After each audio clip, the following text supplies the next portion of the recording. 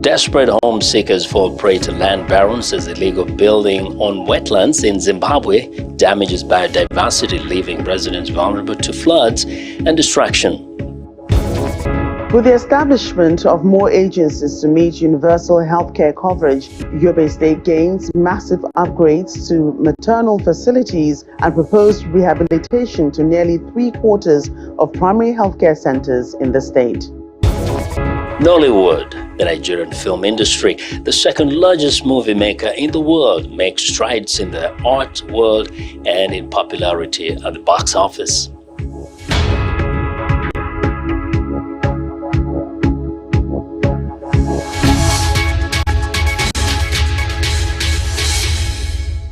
Hello, and thanks for tuning into the show that goes around the continent to bring you stories near and far. I'm Joke Rogers at Channels Television here in Lagos, and I'm joined by Vincent McCurry from the Voice of America in Washington, D.C. Well, thanks. I'm Vincent McCurry at the Voice of America. Happy to be with you again for another edition of Africa 54. Let's start off with the latest from Nigeria. Joke Rogers in Lagos brings you that story.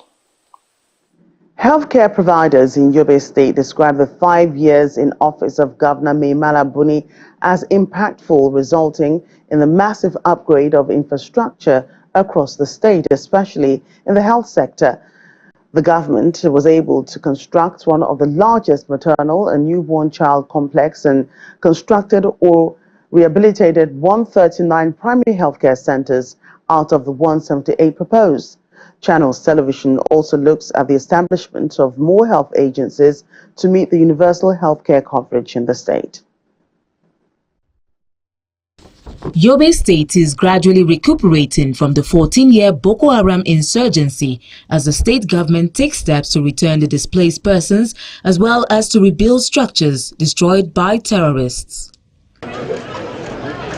Governor Mai Mala Buni had over the last 5 years made progress in the health sector by either constructing or rehabilitating 139 healthcare centers across the state out of the 178 proposed.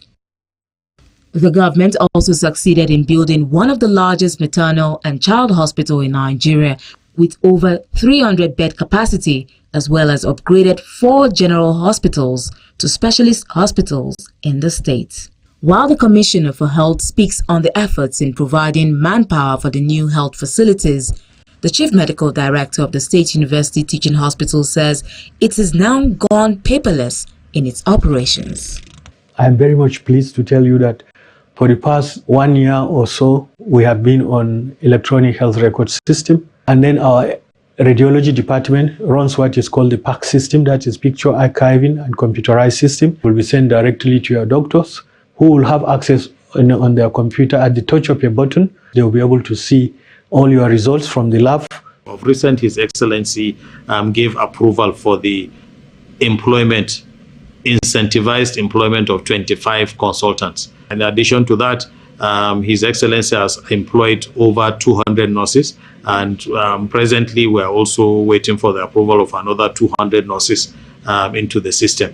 To provide universal healthcare coverage, Governor Buni also established 4 new healthcare agencies in the last 5 years, including contributing healthcare scheme and emergency medical ambulance services. Ours is to ensure that whenever there is an emergency, we are there within a limited period of time with our ambulances and ambulance crew to evacuate the person from danger and directly send to a comprehensive hospital for further treatment. The state, having also allocated 15% of its 2024 total budget to the health sector in compliance with the Abuja Declaration, it is believed the challenge of inaccessibility to healthcare in the state would be reduced. Joining us to discuss the healthcare sector in Yobe State is the Executive Secretary, Primary Healthcare Management Board, Dr. Babagana Kundi Machina. Glad to have you with us on the program today. Thank you for having me. Right, so Governor Mai Mala Buni embarks on the construction of 178 primary healthcare centers across Yobe State, and so far completed 139. How much of this does he intend to achieve, in the next, few months? Yeah, thank you very much. The initial intention was for the whole 178 wards in the state to have at least one standard and functional primary health care center by the end of the first tenure of His Excellency. But then COVID happened. Global economic recession happened to us. And then a lot of other unforeseen circumstances came up that limited the capacity of the state to actually achieve that whole 178 within the first tenure. We were able to deliver 138 within the first tenure. And since the last few months, we have been able to deliver additional 4, making it actually 142 now, not 139. And the intention now is to ensure that within the next, by the end of 2025, that is within the next 20 months, so for us to reach all the 178 political roles in the state. Right, and you know, some of these healthcare facilities, the primary ones, are located in remote areas. So how, you know, are the people supposed to get there? What's being done to ensure easy access to these healthcare facilities, and of course secondary referrals as well? Citing those facilities now in those locations means that they are much closer to healthcare services than they have probably ever been. And even at that, an emergency medical ambulance service agency was also established by His Excellency last year. We have deployed 88 tricycle ambulances, customized tricycle ambulances, and 10 highest ambulances to all parts of the state to ensure that, and priority was given actually to the hard-to-reach locations, so that those in need, especially pregnant women in labor and elderly persons, under 5 children, and persons with disabilities, are actually quickly evacuated to the nearest healthcare facility for them to have access to those services that they are living. And then, in addition, despite the location of these facilities in remote places, we have been able to ensure that we have at least some mid-level health workers deployed to these facilities to ensure that it is not even every case that is referred. What is referred is usually what is beyond the capacity of the health workers, frontline health workers in those health facilities to handle. Then they will refer them. And for us to achieve that, there were previously 6 local government headquarters in Yobe State that had no general hospitals, but His Excellency Honorable Malabuni, within his first tenure, has established general hospitals in all of our local government headquarters. So, which means secondary healthcare services can be provided and are being provided in each local government headquarters across the state. Right, so a huge maternal and child care hospital has also been built by the state government. Now, we do know that Nigeria has been in the news for, you know, one of those countries that has a high rate of maternal and, you know, child mortality. This hospital, how is it, you know, prepped to take care of reducing such numbers, you know, those that come from Yobe State? Thank you very much. Yes, actually, it is not a standalone hospital on its own. It is a part of the State University Teaching Hospital. It is the maternal and child health complex of the Yobe State University Teaching Hospital. It is over 320 bed capacity. It's one of the largest maternal and child health complexes in the whole country. And that intervention was actually not only to provide the services, but also to help in teaching and research. So it also helps with the accreditation of the State University Teaching to provide postgraduate training in not just medicine, but also allied health courses, and also in meeting requirements for the accreditation of the Yobe State University Medical College, so that we will be able to actually even produce the requisite human resource for health, especially in the areas of maternal and child health, which hitherto we are lagging behind. Executive Secretary, Primary Healthcare Management Board in Yobe State, Dr. Babagana Kundimachina. A pleasure having you on the program today. Thank you for having me. We want to know what you think about Africa 54 and the stories we cover. Join the conversation on Facebook. The address is Africa 54, and check out our headlines 24/7 on viewafrica.com. After the break, construction companies in Zambia say competition from China forces some local companies to close down. Welcome back to Africa 54. I'm Vincent Makori in Washington. Construction companies in Zambia say Chinese companies are moving into their area, taking away their business. They say the competition has forced some local construction companies to close. VOA's Daniel Tonga reports from Lusaka, the capital. For more than 2 decades, China has been investing and operating in Zambia. But some business owners say they can't compete with Chinese companies that are outbidding them for construction contracts. One such contractor is Lawrence Musaka. Even the small contracts that we pray for to get, they are all being taken away by the Chinese. So it's kind of a challenge. It's kind of a hard competing with Chinese. Some contractors like Muchinga Mwandia say Chinese Belt and Road Initiative, which funds infrastructure projects in many developing countries, typically bring in Chinese workers, leading to unemployment for Zambians. You know, when you're into business, construction business, if you stay for a year without a job, it's not only you, the owner of the company, who's going to suffer. You've got other people who work for you. You know what I mean? How are you going to pay those people if you're not given a job? The Ministry of Commerce in Zambia says 69% of capital construction projects like roads are going to Chinese firms. And according to the Chinese state-run news outlet Xinhua, those projects have created jobs for locals. But Edgar Siakachoma, the president of Zambia's National Association of Medium and Small-Scale Contractors, says the arrival of Chinese companies has led to the collapse of big Zambian construction firms.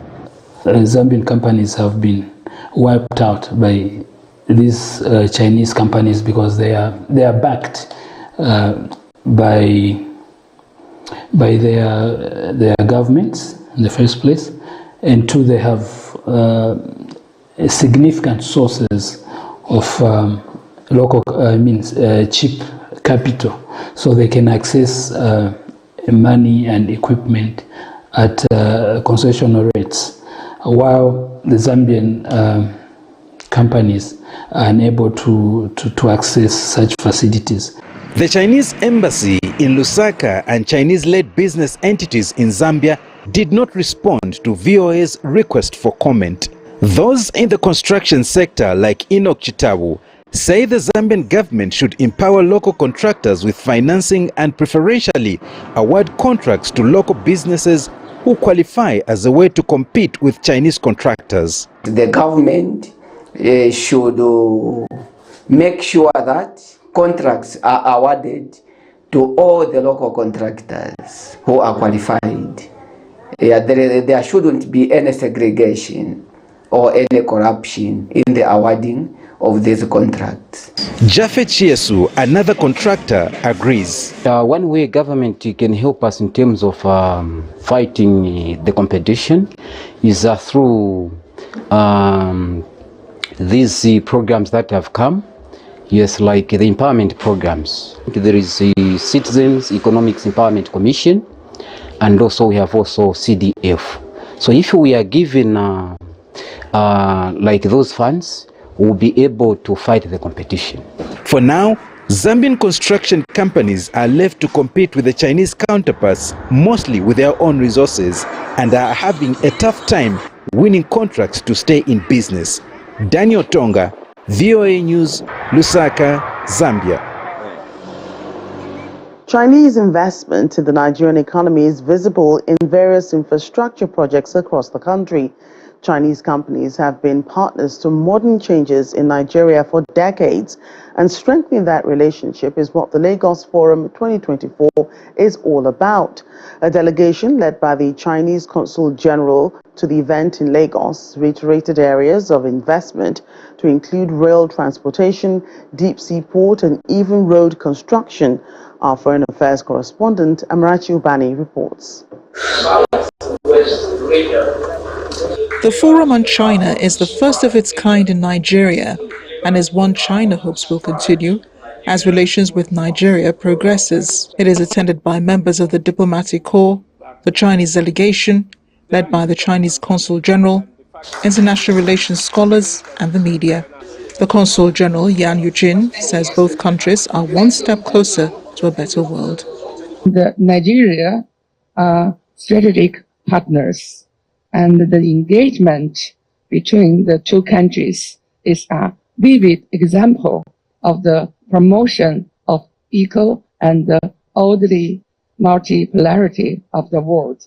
Director General of the Nigeria Institute of International Affairs, Professor Hossein Sage, while commending areas of cooperation, said it's time Chinese services are domesticated in Nigeria. Because one of the cardinal points about Chinese emergence as a big power was transfer of technology as a platform, for all that China had in terms of its transformation. And so China must transfer technology to Nigeria. His words are reiterated by the Acting Director of Research and Studies at the NIIA, Dr. Ifem Ubi, who says re-strategizing foreign policy with China will build stronger cooperation and fast-track Nigeria's economic development. Theories like the constructivist theories, you construct what you want to see, and the propaganda you see that is coming is because the West or other countries or whoever feels, the people like us xenophobes, people like us xenoskeptics, will construct a vision of the kind of China you want to see, a vision of the kind of Africa they want to see, a vision of the kind of relationship between China, Africa, and all that. A book launch and some more discussions on varying aspects of relations, and the program comes to an end, with the hope that leaders will work towards real change for economic development. Amarachi Ubani, Channel Television News. It's time now for a short break, as we do remind you to visit our website, channelstv.com, for news and programming around the clock. You can also find us at youtube.com/channelsweb. And still to come, making a living out of discarded hair extensions and natural hair. Women in Kisumu, Kenya make doormats and rugs from waste.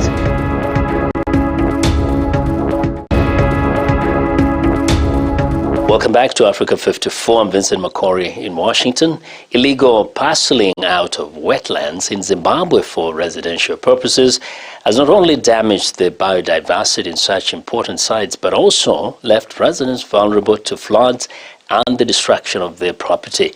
Columbus Mavunga reports from Harare, where desperate home seekers fall prey to land barons. 27-year-old Matthew Samuel Milans abandoned his home of 5 years after water levels rose to above knee level. He is now living in a communal hall provided by the Zimbabwe government. I can say things are not okay because we are no longer home. We're being taken care of. So I am pleading for help so we can get alternative accommodation. The Environmental Management Agency of Zimbabwe has for years been calling for people not to settle or get land in wetlands. Steady Kangata is a director at the government agency responsible for environmental management services. You might defy the processes today, but there will come a time where water will just pass by, and it will be very difficult for you to cohabitate with water. So let's ensure that we shun these wetlands because they have their own other ecological goods and services that they do provide.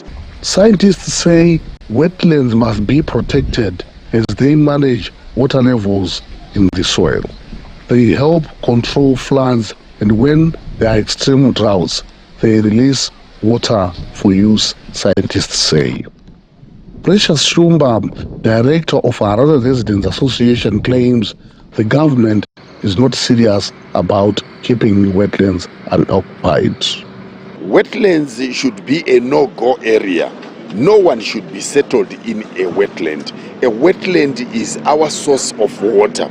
So the people settled in wetlands must be relocated to a land identified by either the government or the council. They have no compensation that they must expect from the council or the government. Nearly 3 years ago, flooding affected residents living in wetlands in the town of Chitungwisa. That year, in 2021, President Emerson Mnangagwa announced that a team would help find a suitable place to resettle the residents, but so far, that has not happened. Columbus Mavunga, Viewing News, Harare. A community in the Kenyan city of Kisumu has found a way to clean up its environment. Women are making a living out of discarded hair extensions and natural hair waste. Take a look at how it's done in this next report. Kenyan women are cleaning up their surroundings, collecting, washing and weaving hair extensions they grab from the streets. By weaving and braiding them, these women creatively produce rugs and doormats. Sarah Adero is head of the weaving group at Elysium Product Development and Design Limited. She recalls how the initiative began. After learning about waste management, she and her team decided to collect hair from the roadside. Baada ya kupata mafunzo, after learning about waste management, we saw it fit to collect the hairs from the roadside. In doing this, we're also conserving the environment, and instead of the hairs ending up in the Lake Victoria and destroying the fishes, we saw it fit to collect and use them. Tuliona ni vizuri tuziokote, tuzitumie. Kisumu is among the 5 counties bordering Lake Victoria, which is Africa's largest freshwater lake. According to local media reports, due to the improper waste disposal, hair extensions eventually end up in the lake after it rains. The rugs and doormats produced help members of the group make a living. Adero says the money earned also helped pay for their school fees, food, and other commodities. A customer who purchased doormats from the group shares that she believes these hair-made products are durable, portable, and don't hold mud for a long time, making it better than the doormats she used to buy. It's very durable, they are very portable, and more so when there is rain, when you use this product, they don't hold the mud for very long time. They are so much different from the ones which are made from the threads. The one from threads, like if you wash them 1 or 2 times, they start tearing off. So this one is very good. The price of the products ranges from 390 Kenyan shillings to 2,116 depending on the size. The Nigerian film industry, often referred to as Nollywood, is the second largest movie maker in the world in terms of volume and is making strides both in terms of art and in popularity at the box office. Timothy Obiezo reports from Abuja. Nigerian filmmaker Paul Cast is putting the finishing touches to his latest movie, Just the Two of Us. The project is due for release in April, and Cast says he's hoping it will hit big. The storyline was mainly around a couple and how they were able to go through their journeys and go through lots of highs and lows, mainly trying to typify the kind of struggle that could come in when people are in relationships. A former psychology student, Cast launched his movie career in 2019. In terms of output, Nigeria's film industry, or Nollywood, is the second largest in the world, behind India's Bollywood, producing over 1,000 movies annually. In December, the Nigerian movie A Tribe Called Judah became the first movie to earn 1 billion naira, equivalent to about $1.1 million at the domestic box office. Tribe Called Judah cast member Olumide Oworu says the movie about a single mother and her 5 sons struggling to make ends meet is a common Nigerian story. I think everybody that saw the movie just saw a bit of themselves in terms of just wanting to do whatever it takes for your mom to be happy and comfortable. Cast says the success of the movie Lionheart, directed by Genevieve Nnaji, which became the first Nigerian film to stream on Netflix in 2019, also inspired filmmakers. We actually didn't have avenues of distribution like that. But ever since Genevieve came up and did Lionheart, and it just opened up, the door to Netflix and other streaming platforms, it just made people see possibilities. But filmmakers say access to funding is still a challenge and want Nigerian government and financial institutions to invest more in the movie industry. There's been improvements in the cinematics, the cinematography, the lighting, so there are more opportunities, sound design, as opposed to before when it was just, get a camera, you have a story, you point and you shoot. And the result and the growing market is good news for filmmakers like Paul Cast and millions of Nigerians who are waiting to see the next big film on their screens. Timothy Obiezu, VOA News, Abuja, Nigeria. Well, and that's our show for today. You can find all the continent's top news and world news online at voaafrica.com. Check it out. I'm Vincent McCory in Washington. Channels Television has our last word. We look forward to bringing you another show next week. To remember, channelstv.com is your source for news and other programming. I'm Joka Rogers. Thanks for watching and goodbye.